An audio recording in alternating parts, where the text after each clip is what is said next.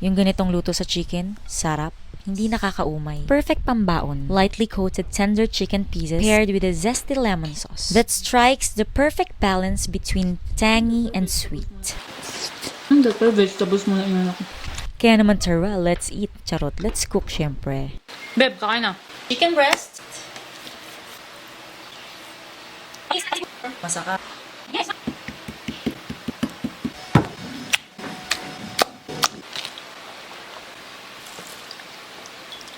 Okay.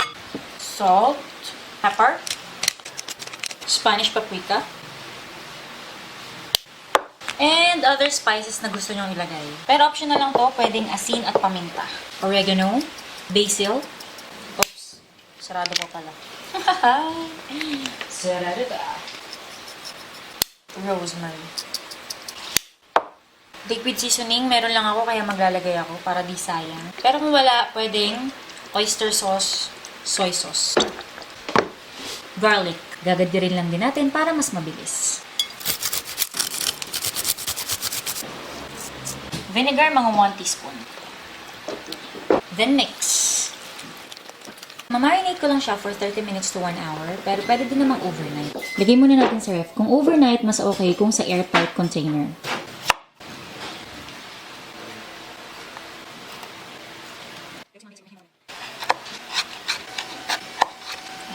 Lemon juice. The zest. Magpapainit na din ako ng mantika. Para sa coating ng ating chicken, gagamit ako ng potato starch. Pwede kayong gumamit ng flour at cornstarch or cassava starch. Pwede kayong maglagay ng pampalasa. Ako naglagay ako ng asin at paminta. Ito na nga yung ating marinated chicken. Again, pwede siyang overnight, pero ako na-marinate ko lang siya ng mga 1 hour. Bango. Then, maglalagay tayo ng isang itlog. Mix.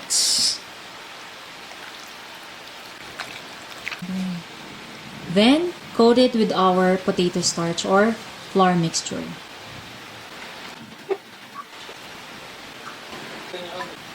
Check natin kung ready na yung oil. Dapat mga 180 to 200 degrees Celsius. Ayan, bumubula-bula na siya.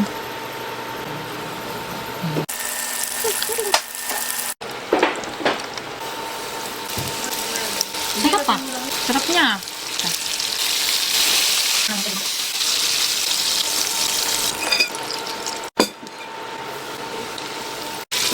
Mas mahuli iyan. Gagawa naman tayo ngayon ng sauce. Butter. Hot water.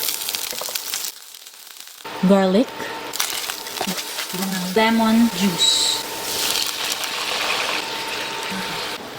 Maglalagay din ako ng white sugar. Maglalagay din ako ng honey. Kung wala kayong honey, pwedeng white sugar na lang lahat. Konting turmeric for the color.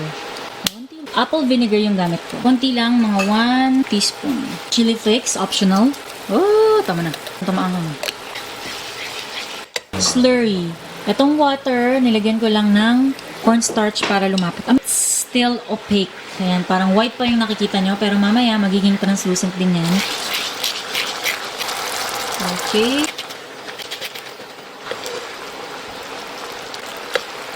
So, ayan na yung ating lemon sauce.